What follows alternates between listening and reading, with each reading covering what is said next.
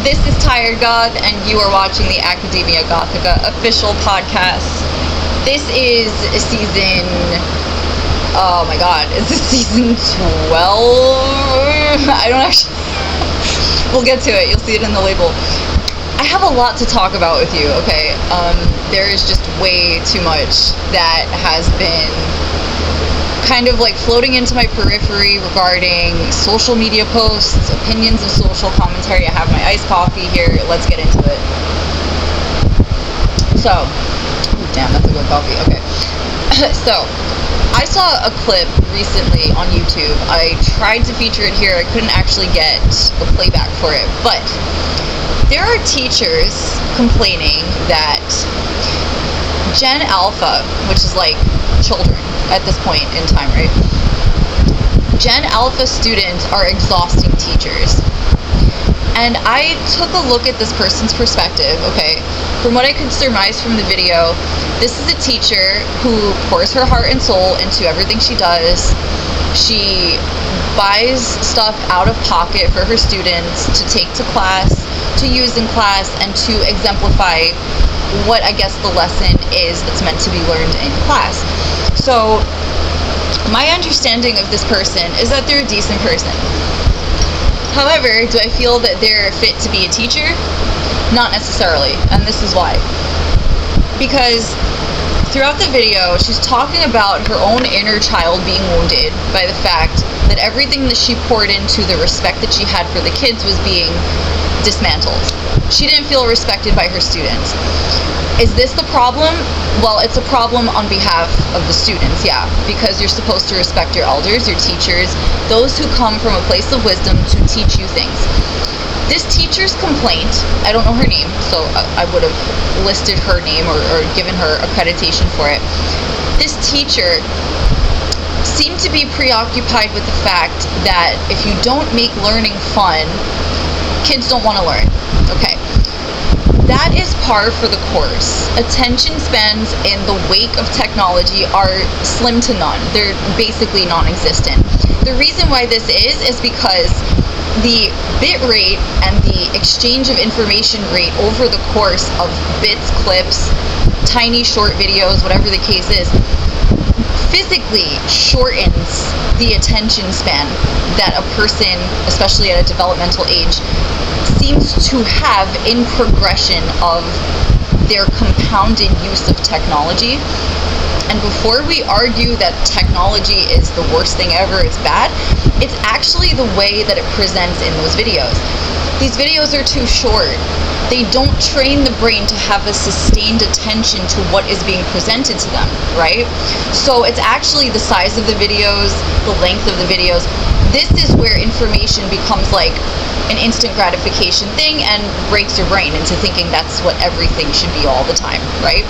So the kids are struggling with this day. I get it. They're struggling with this in this generation of their adaptability to what is made available to them for learning tools. Can we focus on the fact that people are still using technology as a learning tool instead of going backwards into time to manual devices like abacus use? Abacuses, I didn't know the plural for that. But an abacus, right? The literal thing that teaches you how to count with beads, how to enumerate things with beads, the thing that Common Core threw out the window, right? This is what people are missing in order to develop their brain to understand that, yes, everything is kind of there for you. It's not always fun, but it is manageable. And it was manageable. It has been manageable for some time, right? But what's actually happening here is it's a combination of people's attention spans being burned into shortened bursts of attention with these videos, and then this being brought to school. So that the teacher has to be like, how do I continuously, every 20 seconds, get these people's attention? So, the children are sitting in this classroom. This very innovative teacher comes through with stuff that she bought herself. She bought like wands, plastic wands.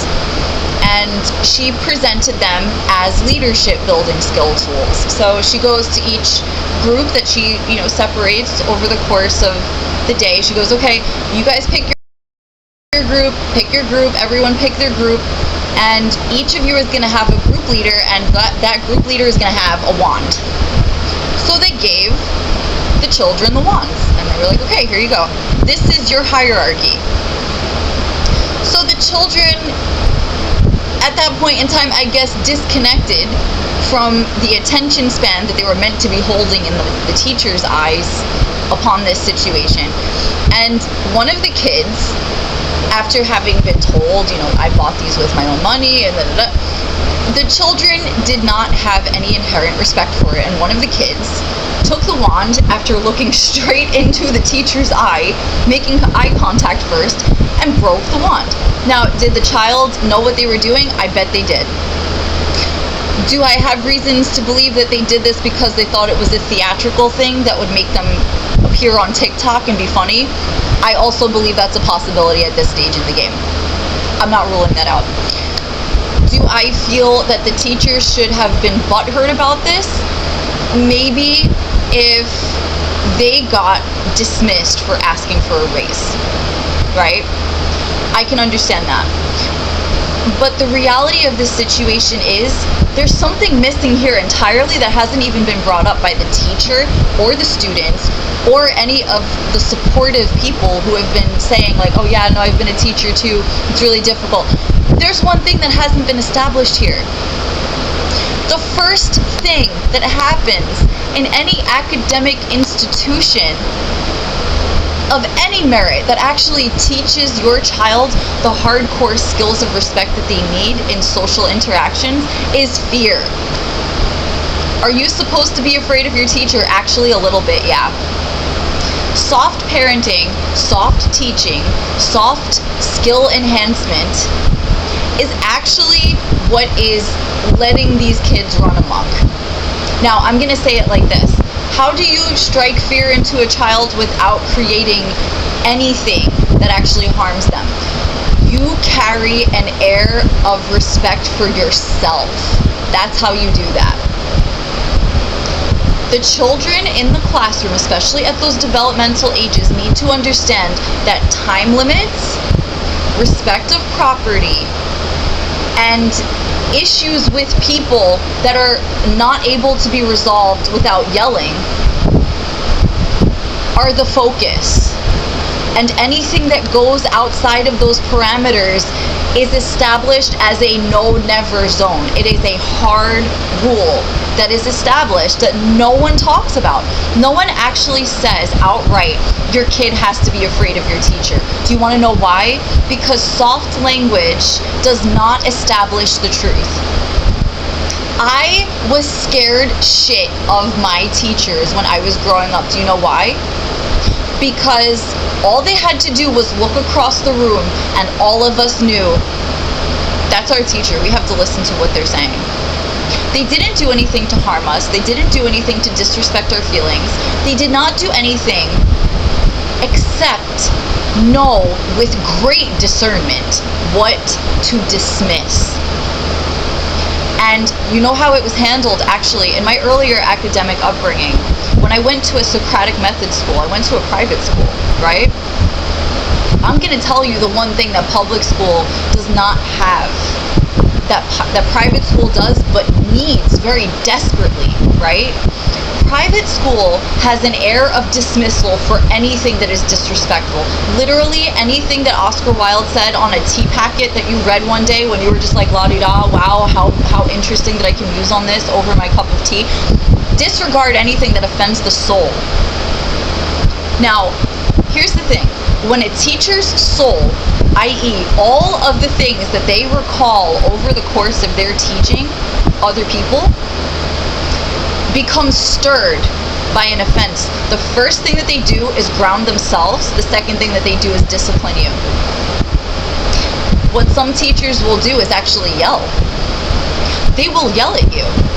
They will call you into the hallway by your name. They will isolate you. And they will make sure that the whole class hears you getting yelled at. They will not raise a hand to you. They will not threaten you. They will not do a thing to dismantle your sense of confidence. But what they will do is tell you how upset and disappointed that they are in the fact that it was you that they believed in decided to do something that shattered their belief in you. They would allow, in a private school, for you to be reprimanded that way. And they would do it in such a way where when you walk back in the classroom, all of the other students would look at you like, oh my God, they survived. But at the same time, we would all be looked at as the people witnessing the person walking back in, as if we were not to look at them with any kind of judgment of our own. We were not to have an opinion. This is something that people have lost completely. And it's considered by really soft people to be abusive. Do you know why it's considered to be abusive? Because real parents, right, don't complain about someone yelling to keep their kid out of danger, right? But what about the danger of your kid growing up to be an asshole and completely disregarding life itself, right? For yourself, for themselves, for people around them. What happens then? What happens when your kid becomes a conduit for said danger, right? It is a true teacher's job to pull them back in like a shepherd. Hey, what the hell are you doing? Get over here. Maybe not with that profanity, but hey, you know better than that. I know your parents taught you better than that. I know that you know better. Why is this your response? And it questions the response. It asks the child in that moment, what is your excuse for knowing better and choosing against it? Not enough people are held accountable for the things that they want their children to know and do and respect. And the children learn from this example. They say, oh, okay, my parents aren't disciplined, so I don't have to be disciplined. So now the teachers are tired. The teachers are saying that they're tired because their methods are not actually aligning with the proper structure that the children should have. And supposing that the children should actually go to school and learn that structure from the teachers, that is the burden completely left on the teachers that isn't being seen for the type of responsibility it is.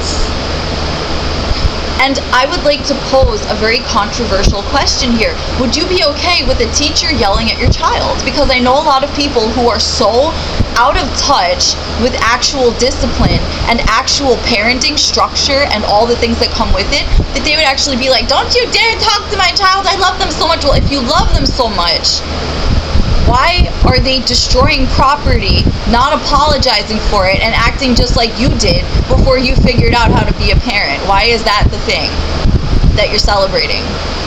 I'm gonna get very mean about this, because truth be told, the reason why I was such a nice kid is because I learned the fear of God very young, and I saw that in other people. I saw that people were examples of what God could do to me.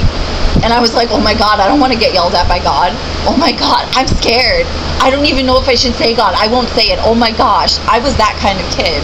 I feared everybody. And do you know what? I didn't have a nice upbringing. I had a strict upbringing, but I did not have a nice upbringing. I didn't get grounded. That's true. I didn't get grounded, but when I was scolded, I was told every single reason why I was in trouble, and I was sat down to ruminate on that for some time. I wasn't given a computer to play with. I wasn't given toys to play with. I wasn't given something to distract me from how much trouble I was in. I was left to sit with my books and think about what I'd done. Plain and simple. And that's exactly what I did. I sat down with my books and I thought about what I did. I would read. I would maybe escape a bit by reading novels, literature, whatever. I would read encyclopedias and learn about the world. But, you know, I came from a position where, like, I didn't actually feel that I had any freedom in my life to make those kinds of choices that would go way out of a bounds, that would disrespect someone. And supposing that I did disrespect someone, because there were times that I did, and I didn't realize I was doing it. I'll tell you a story about this. In this same academic school that I attended, that I went to, I was at a conference, or not a conference, but like I was in an event. I was invited to an event. It was very like posh. It was very like serious, right? And it was like a show. It was an event. We were all invited to do this kind of thing. So I was like, oh wow, I get to be in the performance. This is so special. So once I left, I got off the stage. My teachers were proud of me. They were hugging me. They were proud. They were really like excited to see that I was there. They loved it, right? So I'm backstage and I'm hanging out with like the grown-ups, and I'm like, oh my god, I'm so intimidated. I don't know like how I even got here. I was so like, you know, taken aback.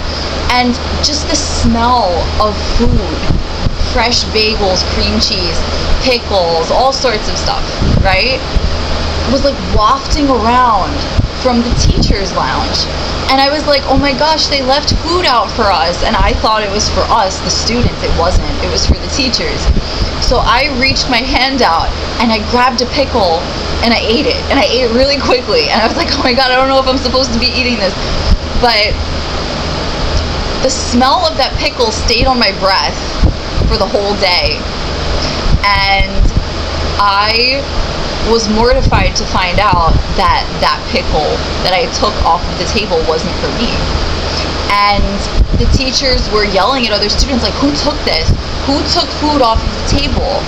And no one caught me yet. And I was like, oh no, oh my god, it was me. And then I confessed and they said like, I know it was me. I did it, I'm so sorry. I was hungry and I took one. And the teachers all kind of congregated and they were like, they really can't be doing this. Like, they can't be taking the food off of the teacher's lounge table. And I was like, I didn't know, I'm sorry. You know, like I was really apologetic about it. But the thing is, the reason why I realized it was conveyed that way is because all of the teachers had the same air of dismissal and like structure, as in like, don't talk to the child about it, don't reprimand the child about it, but let's talk amongst ourselves. Let's talk to one another and convey that we are the elders in the situation and we are to be respected. And I did. I realized, and I was already a respectful kid, but like when you are faced with that kind of drama as a child, it feels way different. It does not feel like this is a small deal, they'll get over it. It's not like a thing you can just write off. You actually feel the pressure of adults deliberating over you as if what you did had an impact on them. Not enough kids understand that as much as people love them, their actions have an impact that can wound an adult. And the reason they don't understand that is because it isn't established that the kids are equal in mind and reciprocation in the things that they do. They're seen as babies who can't handle themselves, instead of being taught to see themselves as people who will one day be adults and have to conduct themselves with the same amount of discipline. So this is the type of thing that teachers are actually complaining about. They're complaining about their own method of discipline. They are complaining about the amount of discipline that they themselves need to have in order to convey the type of discipline as a mirror exactly to what that child is going to need to do in order to succeed in life and to understand the impact of their choices. And this blew my mind, because to hear a teacher complaining as if they themselves were the child that scraped their knee on a playground or had their toy broken was kind of just like, oh my god, they're too weak to understand the full capacity and the need for discipline in their own job description. And it's not that they're not trying. I'm not going to say that they didn't pour their heart into it, but what they didn't pour into it was the amount of self-respect that they developed in their life to understand what they should be conveying to the child in their body language, in their attitude, in their aptitude for handling disrespect, and also for the quality of how that is going to appear. How that's going to appear, how that is going to be from top to bottom structured in such a way where the child doesn't feel neglected, but they feel the impact of their decision when they've done something wrong, and they willfully apologize. This is something that is lost in this generation. There is no comprehension for the effect that a child has, because so many children, sadly enough, are used to being ignored. They're used to not having any kind of attention placed on them for anything. They're not used to holding weight as people who are being trusted with responsibilities. And this is an issue because, socially speaking, we're developing people who are not structured enough to understand that their decisions have great impact, and that the choices that they make can either make or break any kind of further success, and that forgiveness and kindness will always be integral to that experience. You know, it really blew my mind that was the conclusion I ended up coming to, because in my mind, I'm watching the video and I'm empathizing with the teacher, but then it's like a light bulb goes off and it's like, wait a second. The teacher is acting like the kid is probably thinking they should be acting. But the teacher is pouring out their social wounding and their desire to feel loved and accepted, when actually, as a teacher, you have to be so stoic and so strong in your method that things like that don't break you, that they enhance you. They teach you and remind you that you're the example that you're setting for the children. So you can set the heartfelt example left and right and all the way through, all through your career. If you don't have your head in this, in order to explain to the child, this is how I would handle it if someone did that to me, I wouldn't accept it.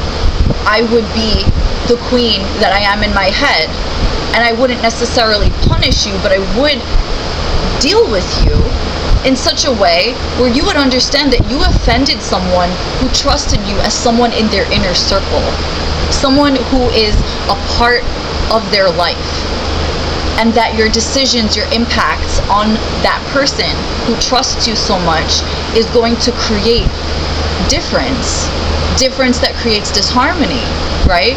This is what needs to be taught, because this is something that's lost on people every day, no matter what age they are. This is what needs to come back. So that was one thing I wanted to address. That was a huge thing for me. And I felt that it was very important to address it, because when it came down to it, without addressing something like that, we're actually going into shallow waters and not delving into the problem that people don't know what self-respect looks like or feels like, without being shown it in a dramatized sense, in a sense that builds more attitude than it does construct. And what we need is structure. So if we don't have structure, what is the point of getting dramatic about it anyway, right? So that was the tea on that. That was irony that I'm drinking coffee. But yeah, no, really though, it made a difference for me as the person who was witnessing this, because I'm seeing it from a bird's eye view anyway. I'm seeing it from a perspective where two people were already talking in this YouTube short about why this was an issue. This person told their story. There was a backup story that corroborated the fact that it's exhausting being a teacher. But here's what it is. To be a teacher, you have to be so unfazed by all of the things that are going to test you in your method, because it doesn't mean that you don't care. It means that you're so detached that you are able to teach through it. That's what makes a good teacher.